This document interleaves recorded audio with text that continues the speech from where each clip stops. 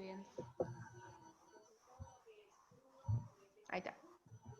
Bueno, nosotros vamos a hablar sobre la usurpación de tierras en Buenos Aires y en Mendoza específicamente. Bueno, esperen que... como ya sabemos, día a día en las noticias se nos ha ido informando de la cantidad de tierras y de campos que han sido usurpados y se ha tomado como un episodio muy recurrente desde hace varios años y que se ha sentado, podríamos decir, en esta época de pandemia, sobre todo por el impacto económico y social que esta crisis ha traído no solo a nuestro país, sino también al mundo.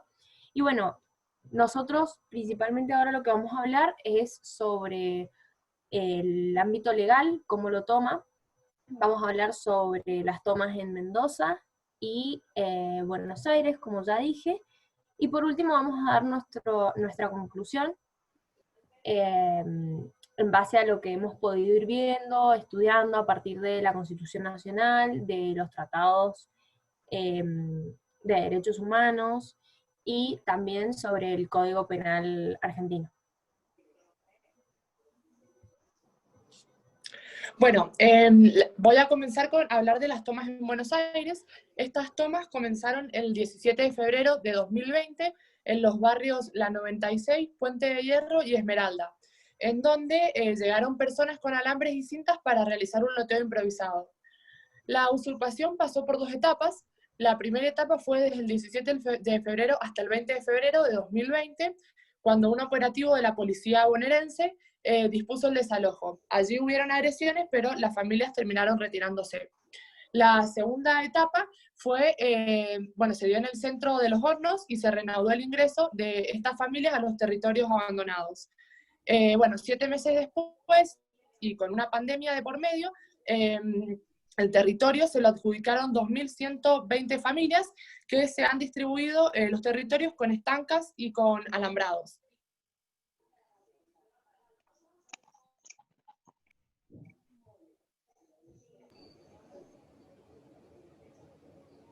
No estaría pudiendo pasar la diapositiva. Ahí está.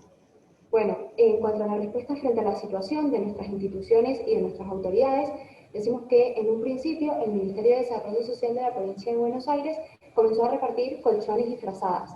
Decimos que en los extremos del predio donde se realizó la usurpación, se colocaron 2 patrulleros de gendarmería que montaron una especie de guardia simbólica, pero que solamente se encontraban ahí para evitar conflictos internos.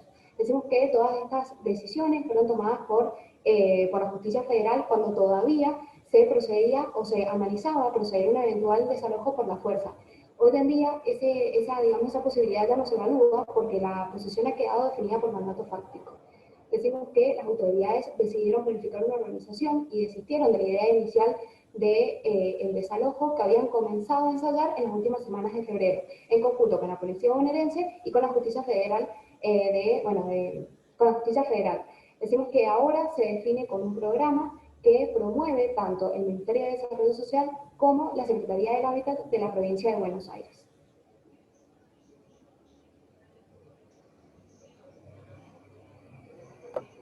Otra vez, no sé. Bueno, yo voy a hablar de la toma en Mendoza, de su origen y de sus causas. Durante el mes de agosto se presentaron más denuncias que durante el mes de julio, y más allá de los intentos esporádicos, los primeros casos se dieron en los primeros días de septiembre, en el cual uno se dio en Luján de Cuyo, durante que tuvo que intervenir la policía municipal y logró desactivar el movimiento, y otro muy similar se dio en Valle de Uco. Dentro de las causas, las organizaciones sociales establecen que no son movimientos promovidos, sino movimientos autoconvocados, y hay 3 causas fundamentales, que es el hacinamiento, la crisis económica y la pandemia, que definen como un combo que el gobierno debe atender.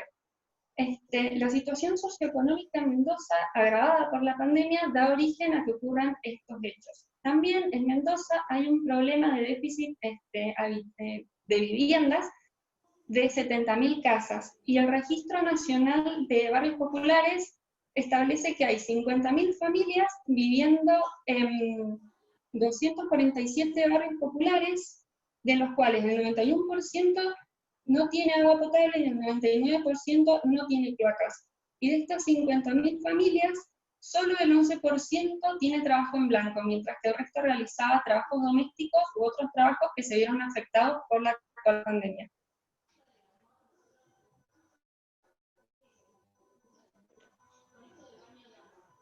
Bueno, ¿me escuchan bien?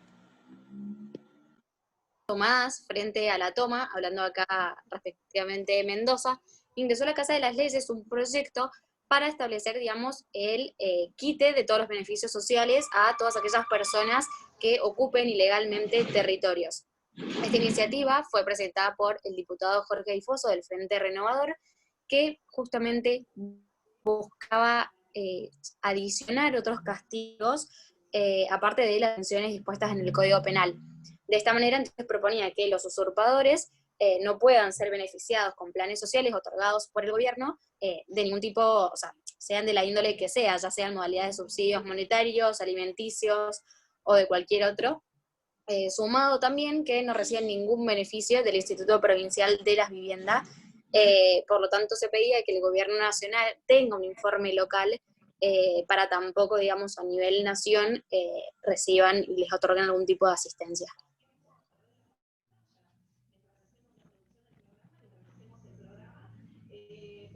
Bien.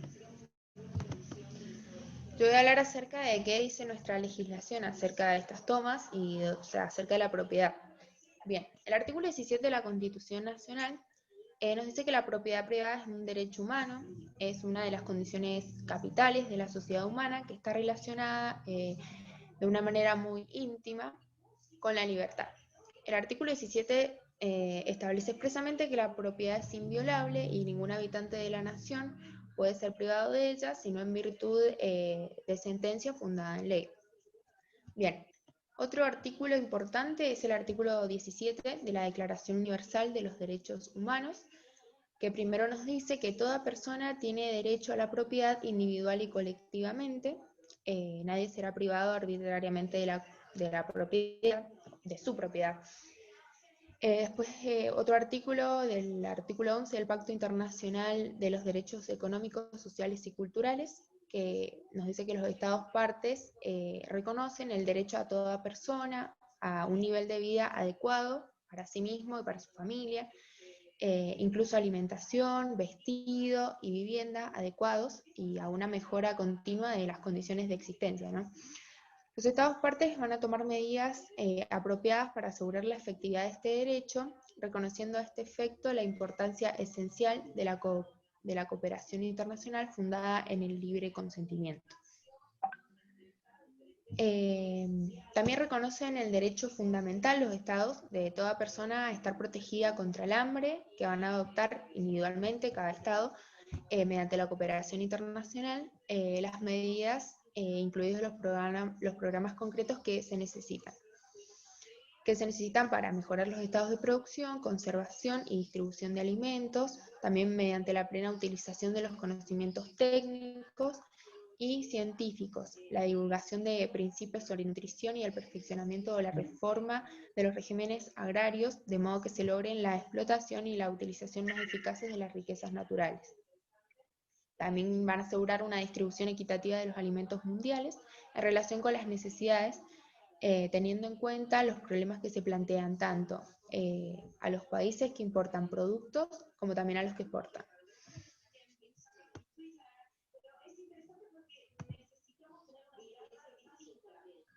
Bueno, esto también aparece receptado en el derecho penal, puntualmente en el artículo 181 del Código Penal argentino, que establece que será reprimido con una pena de prisión de 6 meses a 3 años quien despojare a otro de la posesión o tenencia de un inmueble cuando ese despojo sea por violencia, amenazas, engaños, abusos de confianza o clandestinidad.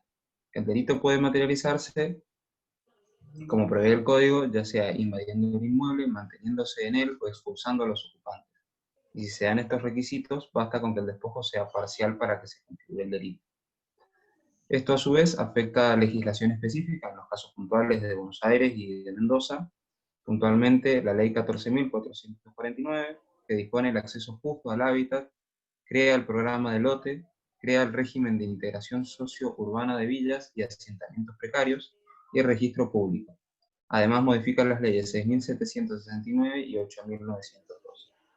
En el caso de Mendoza, el artículo 16 de la Constitución Provincial, que establece que la propiedad es inviolable y ningún habitante de la provincia puede ser privado ni desposeído de ella, sino en virtud de sentencia fundada en ley, o por causa de utilidad pública calificada en caso por la legislatura y con indemnización previa.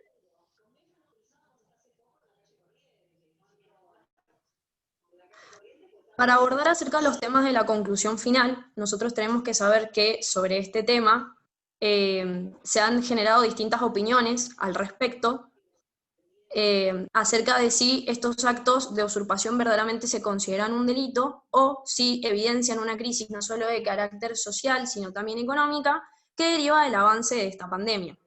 Nosotros como grupo, de todas formas, pudimos elaborar una conclusión en conjunto, a lo que le decimos a los demás grupos que tomen conciencia del tema y también puedan elaborar una conclusión sobre el mismo, en el cual nosotros dijimos que esto definitivamente, estos hechos de usurpación son considerados delitos por nuestro ordenamiento jurídico, pero que no quita indefectiblemente que evidencia una crisis, no solo en la Argentina, sino también que se evidencia en América Latina respecto del COVID-19 y lo que implicó la pandemia a nivel mundial.